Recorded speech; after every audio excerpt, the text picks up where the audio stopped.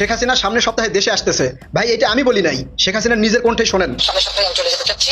আচ্ছা, আমার আর আসলে দেরি করার ইচ্ছা নাই। সেটা বলতে কি মনে হচ্ছে দেশের মানুষের কাছে কত তাড়াতাড়ি আমি পৌঁছে যেতে পারি। দীনেশ ত্রিবেদী কি সত্যি শেখ হাসিনাকে বাংলাদেশের রাজনীতিতে ফেরানোর মিশন নিয়ে এসেছেন? ভারত ভালো করেই জানে শেখ হাসিনাকে পুরোপুরি মাইনাস করে বাংলাদেশে ভারতের দীর্ঘমেয়াদী ভূ রাজনৈতিক স্বার্থ রক্ষা করা কঠিন হবে। ঠিক এই জায়গাতেই দীনেশ ত্রিবেদীর আগমন। বাংলাদেশে নাকি ফিরেছে বাংলাদেশ ছাত্রলীগের সভাপতি সাদ্দাম হোসেন, এবং এর সাথে নাকি আরো আওয়ামী লীগের শীর্ষ পর্যায়ের নেতারাও বাংলাদেশে ফিরেছে, এবং মধ্যম পর্যায়ের নেতারাও নাকি বাংলাদেশে ফিরছে। কমলনাথের মহাসচিব শার্লি বোঝে আওয়ামী লীগের সাধারণ সম্পাদক ওবায়দুল কাদেরকে একটি চিঠি পাঠিয়েছে। বাংলাদেশে যেখানে সরকার নির্বাহী আদেশে আওয়ামী লীগের কার্যক্রম নিষিদ্ধ আছে, সেখানে কেন বিদেশি সংস্থাগুলো হঠাৎ করে আওয়ামী লীগের সাথে আনুষ্ঠানিক যোগাযোগ করা শুরু করলো? কমনওয়েলথ একটা আরো সুস্পষ্ট বার্তা বাংলাদেশের বর্তমান সরকার, তারেক রহমান সরকার সহ বাংলাদেশের সকল রাজনৈতিক দলের কাছে পৌঁছে দিয়েছে। আওয়ামী লীগের সাধারণ সম্পাদক ওবায়দুল কাদের বরাবর একটা আনুষ্ঠানিক চিঠি লিখে সেই প্রতিবেদনটি আওয়ামী লীগকেও পৌঁছে দিয়েছে। আসসালামু আলাইকুম দর্শক, অন্য মঞ্চের আলোচনায় আজকে আমাদের আমন্ত্রিত অতিথি হিসেবে আছেন শেখ হাসিনাকে বাংলাদেশের রাজনীতিতে ফেরানোর মিশন নিয়ে এসেছেন। ৫৫ বছরের কূটনৈতিক ইতিহাস ভেঙে এক নজিরবিহীন সিদ্ধান্ত নিল নয়াদিল্লি। বাংলাদেশের স্বাধীনতার পর এই প্রথম কোনো পেশাদার কূটনৈতিক নন, বরং সরাসরি রাজনীতির ময়দান থেকে উঠে আসা এক ঝানু নেতাকে ঢাকায় হাই কমিশনার হিসাবে পাঠিয়েছে ভারত। তিনি দীনেশ ত্রিবেদী, ভারতের সাবেক কেন্দ্রীয় মন্ত্রী এবং বর্তমানে বিজেপি নেতা। কিন্তু কেন পেশাদার কূটনীতিক প্রণয় ভার্মাকে সরিয়ে ৭৫ বছর বয়সী এই প্রবীণ নেতাকে বেছে নিলেন নরেন্দ্র মোদী? এটি কেবল একটি সাধারণ বদলি, নাকি এর পেছনে রয়েছে শেখ হাসিনাকে বাংলাদেশের রাজনীতিতে ফেরানোর গোপন কোনো মিশন? কিন্তু প্রশ্ন হলো, হুট করে একজন পেশাদার কূটনীতিকের বদলে কেন রাজনৈতিক নেতাকে দরকার পড়ল? উত্তরটা লুকিয়ে আছে বিদায়ী হাই কমিশনার প্রণয় ভার্মা এবং তার টিমের চরম ব্যর্থতার মধ্যে। ভারতীয় কূটনীতিক মহলে এখন তীব্র সমালোচনা চলছে যে বাংলাদেশ ইস্যুতে দিল্লি সাউথ ব্লক সম্পূর্ণ অন্ধের মতো কাজ করেছে। বিশেষ করে ছাত্র জনতার গণ অভ্যুত্থানের মুখে শেখ হাসিনা সরকারের যে পতন হতে পারে তার বিন্দুমাত্র আগাম আভাস দিতে পারেনি ঢাকার ভারতীয় হাই কমিশন। সমালোচকদের ভাষ্য, ঢাকায় কর্মরত বেশিরভাগ ভারতীয় কূটনীতিকরা মাঠ পর্যায়ে জনমানুষের ক্ষোভ বুঝতে ব্যর্থ হয়েছিলেন। তারা ব্যস্ত ছিলেন তৎকালীন সরকারি দলের উচ্চ পর্যায়ে নেতাদের কাছ থেকে সুযোগ সুবিধা নিতে। আওয়ামী লীগ ছাড়া বাংলাদেশের কোনো রাজনৈতিক দল কিংবা সাধারণ জনগণের সঙ্গে কোনো যোগাযোগ ছিল না। কূটনীতিকদের এই কাচের ঘরের বন্দি থাকার মানসিকতার কারণেই বাংলাদেশে ভারত বিরোধী মনোভাব কয়েক বছরে আকাশচুম্বী রূপ নিয়েছে। এখানেই শেষ নয়, বিদায়ী হাই কমিশনার প্রণয় ভার্মাকে নিয়ে গুঞ্জন রয়েছে। তিনি বহু বছর ঢাকায় দায়িত্ব পালন করলেও জনসমক্ষে কোনোদিন বাংলায় বক্তব্য রাখেননি, অথচ বিদায় বেলায় হাই কমিশন অফিসে সবাইকে নিয়ে বাংলায় গান গেয়ে শুনিয়েছেন।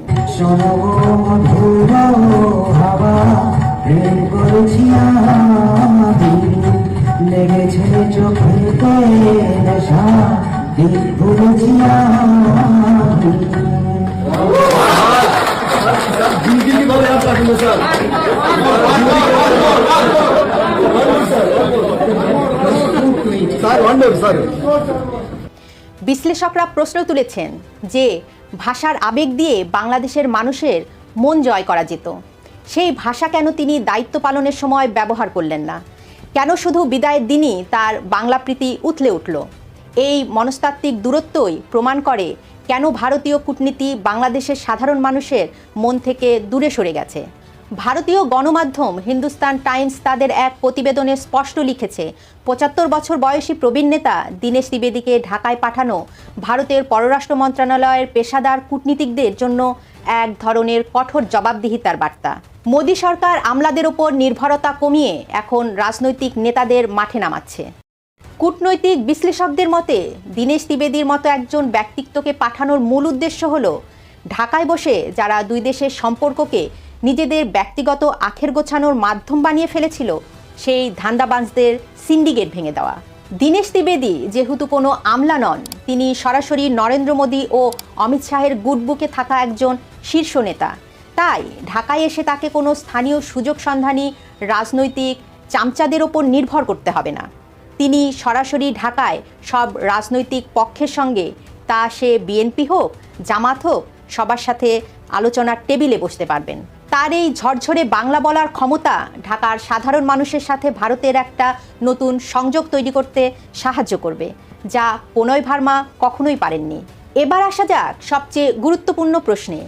দীনেশ ত্রিবেদী কি সত্যি শেখ হাসিনাকে বাংলাদেশের রাজনীতিতে ফেরানোর মিশন নিয়ে এসেছেন? ভারত ভালো করেই জানে শেখ হাসিনাকে পুরোপুরি মাইনাস করে বাংলাদেশে ভারতের দীর্ঘমেয়াদী ভূ রাজনৈতিক স্বার্থ রক্ষা করা কঠিন হবে। ঠিক এই জায়গাতে দীনেশ ত্রিবেদীর আগমন। একজন ঝানু নেতা হিসাবে তার প্রথম অ্যাসাইনমেন্ট হবে ঢাকার বর্তমান সরকারের সাথে ভারতের দর কষাকষি করা।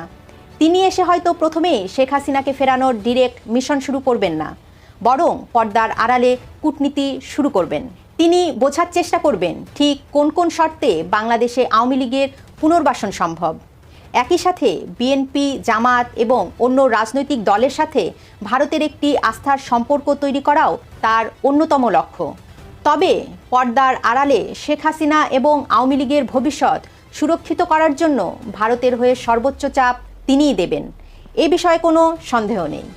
বাংলাদেশে আসার আগে বৃহস্পতিবার নয়াদিল্লিতে দীনেশ ত্রিবেদী সাংবাদিকদের বলেন, বাংলাদেশের মানুষের সঙ্গে আমাদের সম্পর্ক শুধু সীমান্তের নয়, বাংলাদেশের মানুষের স্বপ্নের সঙ্গেও আমরা যুক্ত। আমাদের স্বপ্ন অভিন্ন, গণতন্ত্রের স্বপ্ন আমাদের সবার। তিনি আরও বলেন, আমি নিশ্চিত নেতাজি সুভাষচন্দ্র বসুর আশীর্বাদ, ভারতের মানুষের শুভকামনা এবং বাংলাদেশের মানুষের সমর্থন আমাকে সাহায্য করবে, যাতে আমরা একসঙ্গে এগিয়ে যেতে পারি এবং আমাদের লক্ষ্য অর্জনে সফল হতে পারি। অর্থাৎ নেতাজি সুভাষচন্দ্র বসুর কূটনীতির শিক্ষা নিয়ে বাংলাদেশে এসেছেন দীনেশ ত্রিবেদী। শুক্রবারেই ঢাকা পৌঁছেছেন দীনেশ ত্রিবেদী। তার এই আগমন বাংলাদেশের রাজনৈতিক আকাশে এক নতুন সমীকরণের জন্ম দিয়েছে। তিনি কি পারবেন প্রণয় ভার্মার রেখে যাওয়া ব্যর্থতার স্তূপ সরিয়ে বাংলাদেশ ভারত সম্পর্ককে এক নতুন সুরে বাঁধতে? ঝরঝরে বাংলায় কথা বলা এই সেতারবাদক ঢাকার মাটিতে ভারতের পক্ষে কোন সুর বাজান, সেটাই এখন দেখার বিষয়। আপনার কি মনে হয় একজন রাজনৈতিক নেতাকে হাই কমিশনার করে পাঠানো কি মোদী সরকারের সঠিক সিদ্ধান্ত? দীনেশ ত্রিবেদী কি পারবেন বাংলাদেশে ভারতের হারানো নিয়ন্ত্রণ পুনরুদ্ধার করতে? বাংলাদেশের রাজনীতিতে আওয়ামী লীগের কার্যক্রম দেশটির সরকার নির্বাহী আদেশে 13 মাস ধরে নিষিদ্ধ আছে। বাংলাদেশ সরকার এমন নিষেধাজ্ঞার সময় দেশটির রাজনৈতিক দল হিসেবে আওয়ামী লীগের সাথে আন্তর্জাতিক সংস্থাগুলো কোনো ফর্মাল বা আনুষ্ঠানিক যোগাযোগ করতো না। কিন্তু বাংলাদেশের সরকারিভাবে আওয়ামী লীগের কার্যক্রমের উপর নিষেধাজ্ঞা থাকা সত্ত্বেও সম্প্রতি আন্তর্জাতিক সংস্থা, বিশেষ করে যারা বাংলাদেশের দাতা গোষ্ঠী বলে স্বীকৃত, তারা দলটি ও নেতাদের সাথে আনুষ্ঠানিকভাবে যোগাযোগ করা শুরু করেছে। শুরু হয়েছে আনুষ্ঠানিক চিঠির আদান প্রদান। সবশেষ গত 9 জুন কমনওয়েলথের মহাসচিব শার্লি বোচে আওয়ামী লীগের সাধারণ সম্পাদক ওবায়দুল কাদেরকে একটি চিঠি পাঠিয়েছেন। চিঠিটি আমাদের হাতে এসে পৌঁছেছে। অবাক করার ব্যাপার হলো, বাংলাদেশের অন্য রাজনৈতিক দলগুলোকে যেভাবে চিঠি দেওয়া হয়েছে সেই একই ফরম্যাটে কমনওয়েলথের মহাসচিব আওয়ামী লীগের সাধারণ সম্পাদককে চিঠি দিয়েছেন। একাধিক সূত্রে নিশ্চিত হওয়া গেছে আরও কয়েকটি আন্তর্জাতিক সংস্থা আওয়ামী লীগকে আনুষ্ঠানিক চিঠি দিয়ে দলটির সাথে বৈঠকের আগ্রহ প্রকাশ করেছে। প্রশ্ন হলো, প্রায় 1 বছর ধরে আওয়ামী লীগ থেকে দূরে থাকা বিদেশি সংস্থাগুলো কেন হঠাৎ করে আওয়ামী লীগের সাথে আনুষ্ঠানিক যোগাযোগ করা শুরু করলো? বিদেশিদের মধ্যে যখন আওয়ামী লীগকে ঘিরে এই নতুন নাড়াচাড়া শুরু হয়েছে, ঠিক তখনই বাংলাদেশের অভ্যন্তরীণ রাজনীতিতেও বর্তমান ক্ষমতাধর রাজনৈতিক দলগুলোর অভ্যন্তরে আওয়ামী লীগ ইস্যুতে চলছে নানান আলোচনা ও সমীকরণ। সেই সমীকরণের আসল কেন্দ্রবিন্দু হলো সামনের স্থানীয় সরকার নির্বাচন। গত ফেব্রুয়ারির সংসদ নির্বাচনের মতোই নির্দলীয় স্থানীয় সরকার নির্বাচনে আবারও আওয়ামী লীগের ভোটই বড় ফ্যাক্টর হয়ে দাঁড়াবে বলে রাজনৈতিক মহলে আলোচনা চলছে। দর্শক, একাধিক সূত্রে নিশ্চিত হওয়া গেছে নির্বাচনের আগে আরো কয়েকটি বিদেশি সংস্থা ও রাষ্ট্রের দূত আওয়ামী লীগের শীর্ষ ব্যক্তিদের সাথে এমন বৈঠক করেছিলেন। কিন্তু বাংলাদেশে আওয়ামী লীগের কার্যক্রম নিষিদ্ধ থাকার সময় গত 13 মাসে তারা ফর্মাল বা আনুষ্ঠানিক যোগাযোগ করেনি, যেটি ঘটতে শুরু করেছে সম্প্রতি। বেশ কয়েকটি আন্তর্জাতিক সংস্থা আওয়ামী লীগের সাথে চিঠির মাধ্যমে আনুষ্ঠানিক যোগাযোগ শুরু করেছে। সবশেষ চিঠি দিয়েছেন কমনওয়েলথের মহাসচিব শার্লি বোচে। লীগের সাধারণ সম্পাদক ওবায়দুল কাদেরকে একটি চিঠি পাঠিয়েছেন। চিঠিটি আমাদের হাতে এসে পৌঁছেছে। কমনওয়েলথের একটি টিম বাংলাদেশের বিগত জাতীয় সংসদ নির্বাচন পর্যবেক্ষণ করতে এসেছিল। সেই পর্যবেক্ষণ টিমের প্রতিবেদন প্রকাশ করতে যাচ্ছে কমনওয়েলথ। গত 9 জুন কমনওয়েলথ মহাসচিব আওয়ামী লীগের সাধারণ সম্পাদক ওবায়দুল কাদেরকে লেখা চিঠিতে জানান, কমনওয়েলথ বাংলাদেশের সংসদ নির্বাচন এবং জুলাই সনদের উপর গণভোট সম্পর্কিত প্রতিবেদনটি প্রকাশ করতে যাচ্ছে।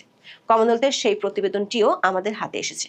সেই প্রতিবেদনে বাংলাদেশের গণভোটের প্রক্রিয়া এবং পুরোপুরি অন্তর্ভুক্তিমূলক নির্বাচন না হওয়ার সমালোচনা করা হয়েছে। ওবায়দুল কাদেরকে লেখা চিঠিতে কমনওয়েলথ মহাসচিব উল্লেখ করেছেন, প্রচলিত রীতি অনুযায়ী তিনি প্রতিবেদনের অনুলিপি প্রধানমন্ত্রী, বাংলাদেশের নির্বাচন কমিশন, রাজনৈতিক দল এবং অন্যান্য স্টেক হোল্ডারদের কাছে পাঠাবেন যাদের সাথে গ্রুপটি জড়িত ছিল। প্রতিবেদনটি সমস্ত কমনওয়েলথ সরকারের কাছে পাঠানো হবে এবং পরে তা জনসমক্ষে প্রকাশ করা হবে। প্রশ্ন হলো, যে দলটি কার্যক্রম নিষিদ্ধ থাকার কারণে নির্বাচনে অংশ নিতে পারেনি তাদের কাছে কেন আনুষ্ঠানিকভাবে চিঠি দিল সংস্থাটি, যেটি তারা বাংলাদেশের সাবেক অন্তর্বর্তী সরকারের প্রধান মোহাম্মদ ইউনূসের কাছেও পাঠায়নি? জানা গেছে কমনওয়েলথ বাংলাদেশের 5টি রাজনৈতিক দলকে চিঠি দিয়েছে, তার মধ্যে একটি হলো আওয়ামী লীগ। প্রশ্ন হলো, 13 মাস পর হঠাৎ করে কেন কমনওয়েলথের মতো একটি বড় আন্তর্জাতিক সংস্থা আওয়ামী লীগকে আনুষ্ঠানিক চিঠি দিয়ে যোগাযোগ করে তাদের রিপোর্ট পাঠাচ্ছে? বাংলাদেশে যেখানে সরকার নির্বাহী আদেশে আওয়ামী লীগের কার্যক্রম নিষিদ্ধ আছে, যেখানে দলটির নেতাকর্মীরা মিছিল করতে গিয়ে গ্রেপ্তার হচ্ছেন, সেখানে কেন বিদেশি সংস্থাগুলো হঠাৎ করে আওয়ামী লীগের সাথে আনুষ্ঠানিক যোগাযোগ করা শুরু করলো? এটা এখন প্রশ্ন হয়ে দেখা দিচ্ছে রাজনৈতিক মহলে। সূত্রগুলো বলছে, শুধু কমনওয়েলথই নয়, গত 2 সপ্তাহে আরো কয়েকটি আন্তর্জাতিক সংস্থা, কিছু দেশের পার্লামেন্টারি সংস্থা, কয়েকটি আইনি প্রতিষ্ঠান একইভাবে চিঠি দিয়েছে দলটির শীর্ষ নেতাদের। আওয়ামী লীগের একাধিক সূত্র বলছে, কয়েকটি সংস্থা চিঠিতে জানিয়েছে তারা বাংলাদেশের বর্তমান রাজনৈতিক পরিস্থিতিতে আওয়ামী লীগ তার ভবিষ্যৎ করণীয় সম্পর্কে কি ভাবছে তা নিয়ে জানতে চেয়ে বৈঠক করার আগ্রহ প্রকাশ করেছে। একটি বিদেশি মিশনের ঊর্ধ্বতন কর্মকর্তার নাম প্রকাশ না করার শর্তে বলেছেন, 5ই আগস্টের পর আওয়ামী লীগ ও দলটির ভবিষ্যৎ সম্পর্কে তাদের যে ধারণা ছিল সেটি ব্যাপকভাবে পাল্টে গেছে। বিশেষ করে সম্প্রতি বাংলাদেশে কার্যক্রম নিষিদ্ধ থাকা সত্ত্বেও আওয়ামী লীগ ও অঙ্গ সংগঠনগুলো যেভাবে বড় ধরনের শোডাউন করছে, তাতে দলটির জনভিত্তি নিয়ে বিদেশিদের ভাবতে হচ্ছে। তাছাড়া আন্তর্জাতিক নানা পক্ষের মধ্যে বাংলাদেশের অন্তর্ভুক্তিমূলক রাজনীতি নিয়ে ভেতরে ভেতরে অনেক ধরনের প্রচেষ্টা চলছে। এই কূটনৈতিক তৎপরতার কারণে দলটিকে আনুষ্ঠানিকভাবে বিদেশিরা চিঠি দেওয়া শুরু করেছে। দর্শক, কার্যক্রম নিষিদ্ধ থাকা আওয়ামী লীগ নিয়ে বিদেশিদের মধ্যে যখন নাড়াচাড়া শুরু হয়েছে, তখন দেশের ভেতরেও বর্তমানে ক্ষমতাধর রাজনৈতিক দলগুলোর মধ্যে আওয়ামী লীগ ও এর ভোট ব্যাংক নিয়ে নানা সমীকরণ শুরু হয়েছে। এর কারণ হলো আসন্ন স্থানীয় সরকার নির্বাচন। আইনের কথা যদি ধরা হয়, তাহলে আওয়ামী লীগ করার কারণে স্থানীয় নির্বাচনের প্রার্থী হওয়ার ক্ষেত্রে কোনো বাধা নেই। গত সংসদ নির্বাচনে বাধা ছিল কারণ মোহাম্মদ ইউনূস সরকার আওয়ামী লীগের কার্যক্রম করে রেখেছিল নিষিদ্ধ। বিএনপি সে নিষেধাজ্ঞা তুলে না নিলেও স্থানীয় নির্বাচন যেহেতু দলীয় প্রতীকে হবে না, তাই এখানে কারো জন্য কোনো বাধা নেই। স্থানীয় নির্বাচন কবে হবে সরকার এখনো সিদ্ধান্ত না নিলেও নির্বাচন কমিশন ইউনিয়ন পরিষদ নির্বাচনের বিধিমালা চূড়ান্ত করেছে। তাতে বলা আছে, প্রার্থী হওয়ার যোগ্য হলে যে কেউ অংশ নিতে পারবে এই নির্বাচনে। বিধিমালা প্রণয়ন কমিটির সভাপতি নির্বাচন কমিশনার আব্দুর রহমান এল মাসুদ বিবিসি বাংলাকে বলেছেন, কোনো দল বাদ দেওয়ার মতো কোনো বিধান আচরণবিধিতে রাখা হয়নি। প্রার্থী হওয়ার যোগ্য যে কেউ অংশ নিতে পারবে নির্বাচনে। এখানেও সরকার তার প্রাথমিক সিদ্ধান্ত থেকে বড় রকমের অবস্থান পাল্টিয়েছে। প্রথমে সম্ভাব্য প্রার্থীদের নিষিদ্ধ বা নিষেধাজ্ঞার আওতাধীন কোনো রাজনৈতিক দল বা সংগঠনের সঙ্গে সম্পৃক্ততা নেই, এই মর্মে ইসির তৈরি করা অঙ্গীকারনামায় স্বাক্ষর দেওয়ার বিধান প্রস্তাব করা হয়েছিল, তবে শেষ পর্যন্ত তা রাখা হয়নি। এই বিধান রাখা হলে শেষ পর্যন্ত আওয়ামী লীগের পদধারী কোনো নেতাই অংশ নিতে পারতেন না। গত মঙ্গলবার প্রধানমন্ত্রীর উপদেষ্টা জাহিদুর রহমান সাংবাদিকদের বলেছিলেন, একজন ব্যক্তি যদি নির্বাচনে অংশগ্রহণ করতে চান, তিনি যদি আওয়ামী লীগের হয়েও নির্দলীয় থাকেন তাও পারবেন, কারণ স্থানীয় সরকার নির্বাচন নির্দলীয়, এখানে কেউই দলের কথা বলবেন না। সূত্রগুলো বলছে, গত সংসদ নির্বাচনের মতো এবার স্থানীয় সরকার নির্বাচনে ভোটের হিসেব নিকেশ পাল্টে দিবে আওয়ামী লীগের ভোট ব্যাংক। এটি নিয়ে ভাবছে বিএনপি, জামাত, এনসিপি ও জাতীয় পার্টি। জানা গেছে, বিএনপি একটি অভ্যন্তরীণ বৈঠকে বিগত নির্বাচনে আওয়ামী লীগের ভোট ব্যাংক কিভাবে তাদের জিততে সাহায্য করেছিল সেটি নিয়ে আলোচনা হয়েছে। যেমন লক্ষ্মীপুর বিএনপির ঘাঁটি হিসেবে পরিচিত। এই জেলার সদর আসনে বরাবরের মতো এবারও বিএনপির প্রার্থী হয়েছিলেন ছাত্রদলের সাবেক সভাপতি শহীদুদ্দিন চৌধুরী অ্যানি। কিন্তু ভোটের ব্যবধানটি বিএনপিকে অবাক করেছিল। 1,33,000 বেশি ভোট পেয়েও মাত্র 16,000 ভোটের ব্যবধানে জয়ী হয়েছিলেন তিনি। তার নিকটতম প্রতিদ্বন্দ্বী আওয়ামী লীগের কেউ ছিল না, কারণ দলটি তো নির্বাচনে অংশ নিতে পারেনি। নিকটতম প্রতিদ্বন্দ্বী ছিলেন জামাত ইসলামের রেজাউল করিম। তিনি যে খুব পরিচিত তাও নন। এই এনির পরাজয়ের ঘণ্টা বেঁচে যেতে পারত যদি না আওয়ামী লীগের ভোটাররা তাকে ভোট না দিতেন। নির্বাচন বিশ্লেষক আব্দুল আলিম বিবিসি বাংলাকে বলেছেন, জাতীয় নির্বাচনে আওয়ামী লীগের ভোটাররা তাদের প্রার্থীদের ভোট দিতে পারেনি, যে কারণে তারা অন্য দলের দিকে ধাবিত হলেও এবার তারা নিজেদের প্রার্থীদের ভোট দেওয়ার সুযোগ পাবে। এতে বদলে যেতে পারে ভোটের সমীকরণ। বিশ্লেষকদের ধারণা, যদি আওয়ামী লীগের নেতাকর্মীরা নির্বাচনে অংশ নিতে পারে, সেক্ষেত্রে কার্যক্রম নিষিদ্ধ থাকা আওয়ামী লীগের জন্য রাজনীতিতে একটা কামব্যাকের বড় সুযোগ তৈরি হবে। সরকার একটি সূত্র বলছে, স্থানীয় সরকার প্রকল্পগুলোর ফান্ডিং এর বড় উৎস হলো বিদেশি দেশ ও দাতা গোষ্ঠী। এর মধ্যে বিদেশিদের তরফ থেকে স্থানীয় সরকার নির্বাচনে আওয়ামী লীগকে বাধা না দেওয়ার বার্তা সরকারকে দেওয়া হয়েছে। এমনিতেই ইউনূস সরকার বিএনপির জন্য ভঙ্গুর অর্থনীতি রেখে গেছে। এমন পরিস্থিতিতে দাতা গোষ্ঠীর কাছে কোনো ভুল বার্তা দিতে চায় না সরকার। এখন দেখার বিষয়, দেশীয় রাজনৈতিক দলগুলোর মতো বিদেশিরাও আওয়ামী লীগকে নিয়ে যেভাবে আনুষ্ঠানিকভাবে ভাবতে শুরু করেছে, তার ফলাফল কোথায় গিয়ে দাঁড়ায়। লন্ডনের ঐতিহ্যবাহী চ্যাথাম হাউস দক্ষিণ এশিয়ার 4টি দেশকে কেন্দ্র করে গবেষণামূলক মোটামুটি একটি দীর্ঘ প্রতিবেদন প্রকাশ করেছে, যেখানে বাংলাদেশে আওয়ামী লীগের ফেরাটা কতটা অনিবার্য, শ্রীলঙ্কা, নেপাল এবং বাংলাদেশের গণ আন্দোলনগুলোর পর এই মুহূর্তের অবস্থা এবং এই 3 দেশের সঙ্গে ভারতের যে জটিল রাজনৈতিক সমীকরণ, সেসব বিষয়ে আলোচনা করা হয়েছে। চ্যাথাম হাউস সম্পর্কে আমরা অনেকেই জানি, এটি যুক্তরাজ্য ভিত্তিক একটি বিখ্যাত আন্তর্জাতিক নীতি গবেষণা প্রতিষ্ঠান বা থিঙ্ক ট্যাঙ্ক। শতাধিক বছরের পুরনো, অর্থাৎ 1920 সালে এই প্রতিষ্ঠানটির জন্ম, যার মূল কাজ হলো বৈশ্বিক রাজনীতি, অর্থনীতি এবং নিরাপত্তা সংক্রান্ত বিভিন্ন জটিল বিষয় নিয়ে নিরপেক্ষতার সঙ্গে গবেষণা করা এবং এই গবেষণামূলক প্রতিবেদনগুলো কখনো কখনো জনসম্মুখ নিয়ে এসে সেখানেই নানান ধরনের আলোচনার ব্যবস্থা করা হয়, আবার কখনো কখনো শুধুমাত্র গবেষণামূলক প্রতিবেদনগুলো জনসম্মুখে নিয়ে আসা হয়। যাই হোক, এই প্রতিবেদনের মূল বিষয় হচ্ছে যে গণ আন্দোলনগুলোর পরে বাংলাদেশ, শ্রীলঙ্কা, নেপাল এক সন্ধিক্ষণে এসে দাঁড়িয়েছে এবং এখানে বলা হচ্ছে যে 3টি দেশেই তো জেনজিদের আন্দোলন সংগঠিত হয়েছে, তারাই নেতৃত্ব ছিল। তো তাদের প্রতিবাদী আন্দোলনের ফলে ক্ষমতায় আসা সরকারগুলো এখনও পর্যন্ত সমর্থন ধরে রাখতে পেরেছে, কিন্তু ইরান এবং ভারতের সঙ্গে জটিল সম্পর্কের কারণে সৃষ্ট চ্যালেঞ্জগুলো অবশ্য তাদের মোকাবেলা করতে হবে, যদিও এই মোকাবেলা করার পথটি অবশ্যই মসৃণ নয়। আমরা তো জানি যে 2022 সালে শ্রীলঙ্কার রাষ্ট্রপতি গোতাবায়া রাজাপাকসের যে সরকার, সেই সরকারের বিরুদ্ধে গণবিক্ষোভ সংঘটিত হয়েছিল, তার মাধ্যমে গোতাবায়ার পতন ঘটে। 2024 সালে শেখ হাসিনার সরকারের বিরুদ্ধে যে আন্দোলন, তার মাধ্যমে দীর্ঘদিন ক্ষমতায় থাকা শেখ হাসিনার পতন ঘটে, সরকারের পতন ঘটে এবং 2025 সালে জেনজিদের যে বিপ্লব নেপালে, তৎকালীন প্রধানমন্ত্রী কেপি শর্মা ওলির সরকার ক্ষমতাচ্যুত হয়। এখন এই 3 দেশের 3 আন্দোলনের মিল যেখানে উল্লেখ করা হয়েছে চ্যাথাম হাউসের প্রতিবেদনে, তা হচ্ছে এই 3 রাষ্ট্রই মোটামুটি অর্থনৈতিক সংকটে ছিল, জনসংখ্যাগত চাপের মধ্যে ছিল এবং রাজনৈতিক অকার্যকরিতার সম্মিলিত প্রভাবেই এই আন্দোলনগুলো সংঘটিত হয়েছিল এবং এর সঙ্গে যুক্ত ছিল সংশ্লিষ্ট সরকারগুলোর দুর্নীতি, স্বজনপ্রীতি এবং ক্রমবর্ধমান স্বৈরাচারী প্রবণতার সংস্কৃতি।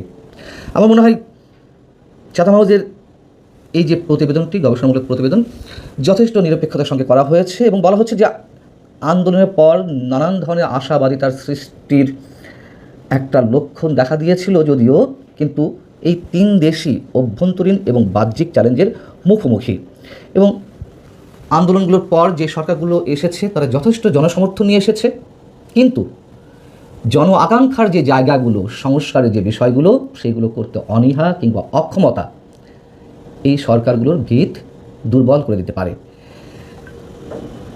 প্রতিবেদনটির এই জায়গাটিতে যে মূল ভাষ্য, তা হচ্ছে শক্তিশালী জনসমর্থন স্থিতিশীলতার নিশ্চয়তা দেয় না। এই প্রতিবেদনে দেখা গেছে যে বাংলাদেশ চ্যাপ্টারটি বেশি প্রাধান্য পেয়েছে এবং আওয়ামী লীগ সম্পর্কে যেটি বলা হচ্ছে তা হচ্ছে বাংলাদেশে মূল বিভাজনটি হলো দেশটির 2টি দীর্ঘদিনের প্রতিষ্ঠিত বংশীয় রাজনৈতিক দল বিএনপি এবং আওয়ামী লীগের মধ্যে, পাশাপাশি একটি বিশ্বাসযোগ্য যুব নেতৃত্বাধীন 3য় ফ্রন্ট গঠনের প্রচেষ্টা নির্বাচনে ফলপ্রসূ হতে ব্যর্থ হয়েছে। আমরা কি কোনো ভুল এখানে দেখতে পাই? নিশ্চয়ই না। মানুষ তো আশা করেছিল যে এই তরুণরাই দেশকে এগিয়ে নিয়ে যাবে, মুক্তিযুদ্ধ ভিত্তিক বাংলাদেশ গড়ার মধ্য দিয়ে তারা একটা আলাদা মাত্রায়, অনন্য মাত্রায় বাংলাদেশকে নিয়ে যাবে, কিন্তু ঘুষ, দুর্নীতি, নারী কেলেঙ্কারি, মব ভায়োলেন্স এমন কিছু নেই যেই তরুণদের নেতৃত্বে এই আন্দোলনটি সংগঠিত হয়েছিল তারা জড়িয়ে যায়নি, সেটি এখানে উল্লেখ করা হয়েছে। এবং এখানে বলা হচ্ছে স্পষ্টভাবে আপাতত আওয়ামী লীগের উপর নিষেধাজ্ঞার কারণে এই প্রতিদ্বন্দ্বিতা স্থগিত রয়েছে। অর্থাৎ এটি প্রথমে বলছিল যে মূল বিভাজন যেখানে বংশীয় রাজনৈতিক দল, অর্থাৎ পরিবার কেন্দ্রিক যে রাজনৈতিক দল বিএনপি এবং আওয়ামী লীগ এই মুহূর্তে মানে তার রাজনৈতিক কার্যক্রম নিষিদ্ধ থাকার কারণে প্রতিদ্বন্দ্বিতা ঠিক সেভাবে দেখা যাচ্ছে না। তবে এই পরিস্থিতি টেকসই নয়। ঐতিহাসিকভাবে দেশকে জর্জরিত করে আসা প্রতিশোধের রাজনীতির চক্র ভাঙতে শেষ পর্যন্ত কোনো না কোনোভাবে দলটিকে পুনর্বাসিত করা অপরিহার্য হয়ে পড়বে। এখন পুনর্বাসিত কে করবে? বিএনপি করবে নাকি অন্য কোনো তৃতীয় শক্তির মাধ্যমে হবে, আন্তর্জাতিক কানেক্টিভিটির মাধ্যমে হবে? সে বিষয়ে এখানে কিছু উল্লেখ করা হয়নি, তবে বলেছে যে আওয়ামী লীগের ফেরাটা অনিবার্য। প্রতিবেদনে ইরানের সঙ্গে এবং ভারতের সঙ্গে দেশ তিনটির যে সম্পর্কে এই মুহূর্তে বিশেষ করে অর্থনৈতিক অবস্থা সে সম্পর্কে বলা হচ্ছে যে ইরানের চলমান যুদ্ধের কারণে এই চাপগুলো আরও তীব্র হয়েছে। এই যুদ্ধের ফলে তিনটি দেশই মারাত্মকভাবে ক্ষতিগ্রস্ত হয়েছে, যার মধ্যে রয়েছে মুদ্রাস্ফীতির চাপ, জ্বালানি রেশনিং এবং সংঘাতের অর্থনৈতিক ধাক্কা সামলানোর জন্য সীমিত আর্থিক সংস্থান। আরও অনেক কিছু বলা হয়েছে, সময় লাগবে, নিশ্চয়ই এটি ওয়েবসাইটে পাওয়া যাচ্ছে, আপনারা দেখে নেবেন। ভারত প্রসঙ্গে যা বলা হচ্ছে, ভারতের সাথে সম্পর্ক আরেকটি চ্যালেঞ্জ তৈরি করেছে তিনটি দেশের ক্ষেত্রেই। তিনটি দেশের সরকারই নয়াদিল্লির সাথে সম্পর্ক পুনঃস্থাপন করতে চাইছে, যা তাদের পূর্বসূরিদের আমলে তিক্ত হয়ে উঠেছিল। যেমন বাংলাদেশের ক্ষেত্রে নিশ্চয়ই বলা হচ্ছে যে পূর্বসূরি বলতে ডক্টর ইউনূস সরকার, নিঃসন্দেহে শেখ হাসিনা সরকারের কথা এখানে বলা হয়নি। বলা হচ্ছে যে ভারত এই তিনটি দেশের জন্যই মানবিক সহায়তা, উন্নয়নমূলক সাহায্য এবং অবকাঠামো বিনিয়োগের একটি গুরুত্বপূর্ণ উৎস। তবে এই অঞ্চলে ভারতের প্রাধান্য তার প্রতিবেশীদের মধ্যে অবিশ্বাসও তৈরি করে। প্রত্যেকটা কথা তো অবশ্যই বাস্তবসম্মত, এবং সাম্প্রতিক সময় তো আমরা দেখলাম যে ভারতের বিরুদ্ধে, অন্তত বাংলাদেশের ক্ষেত্রে যদি বলি, যে চরম ভারত বিরোধিতা, ভারত বিরোধী রাজনৈতিক পুঁজি, তার মধ্য দিয়েও আমরা ইরান যুদ্ধের সময় দেখলাম যে ভারত থেকেই আমাদের জ্বালানি আমদানি যে বিষয়টি মুখ্য হয়ে উঠেছিল, তাতে সবাই আমরা জানি। আবার ভারতের দাদাগিরি সুলভ একটি বিষয় আছে যা তিন দেশের ক্ষেত্রেই প্রযোজ্য হয়েছে এর মধ্যে, এটিও তো অস্বীকার করা কিছু নয়। এবং সবশেষে সে পশ্চিমবঙ্গের যে নির্বাচন, তার যে ফলাফল সেই প্রসঙ্গে বলা হচ্ছে, এবং একই সঙ্গে পশ্চিমবঙ্গ সহ আসাম সহ ভারতের 5টি রাজ্যে, মানে বাংলাদেশের সীমান্তবর্তী যে 5টি রাজ্য, সেখানে মানে সেগুলো সব কটাতে যে বিজেপির উত্থান সরকারে, সেই বিষয়ে বলা হচ্ছে যে দলটির কখনো কখনো বিভাজনমূলক পরিচয় ভিত্তিক রাজনীতির কারণে বাংলাদেশের সঙ্গে সম্পর্ক তিক্ত হয়ে উঠতে পারে। নিঃসন্দেহে আমরা সেটি এখন দেখছি, যদিও শুভেন্দু অধিকারীর দল পশ্চিমবঙ্গে ক্ষমতায় আসার পর বাংলাদেশ সরকার কিংবা বুদ্ধিজীবী মহল কিংবা কূটনৈতিক মহল থেকে বলা হচ্ছিল যে এই নির্বাচনের ফলাফল দুই দেশের সম্পর্কে কোনো প্রভাব ফেলবে না। যাও, বাংলাদেশের নির্বাচনের পর যে ভারতের সঙ্গে সম্পর্ক পুনঃস্থাপনের একটি উদ্যোগ আমরা বিএনপির পক্ষ থেকেও দেখেছিলাম, ভারতের পক্ষ থেকেও দেখেছিলাম, কিন্তু বলা হচ্ছে এখানে বলা যতটা সহজ, কাজটা আসলে ততটাই কঠিন। এবং সবশেষ পর্যায়ে এসে বলা হচ্ছে দক্ষিণ এশিয়ার নবনির্বাচিত সরকারগুলো অপূর্ণ প্রতিশ্রুতি, বাহ্যিক ধাক্কা এবং কঠিন আঞ্চলিক সম্পর্কের মতো অভিন্ন ঝুঁকির সম্মুখীন হচ্ছে। যদি তারা এই চ্যালেঞ্জগুলো মোকাবেলা করতে না পারে, তবে ভবিষ্যতে নতুন করে গণবিক্ষোভের চাপে পড়তে পারে। অর্থাৎ যে আশঙ্কাটা আমরা করছি সবসময়, বিশেষ করে আমি বলে থাকি, রাজনৈতিক শূন্যতার সৃষ্টির মধ্য দিয়ে আরও একটি ডক্টর ইউনূসের জঙ্গি শাসন হয়তো আমাদের জন্য অপেক্ষা করছে, অথবা যে কোনো কারণে মানে প্রতিশ্রুতি যা ছিল, যদি আমরা বাংলাদেশের ক্ষেত্রেই বলি, বিএনপির যা ছিল প্রতিশ্রুতি, সেগুলো রক্ষা করতে না পারলে কখন, কোনভাবে, কোন দিক থেকে আন্দোলনের দানা বেঁধে ওঠে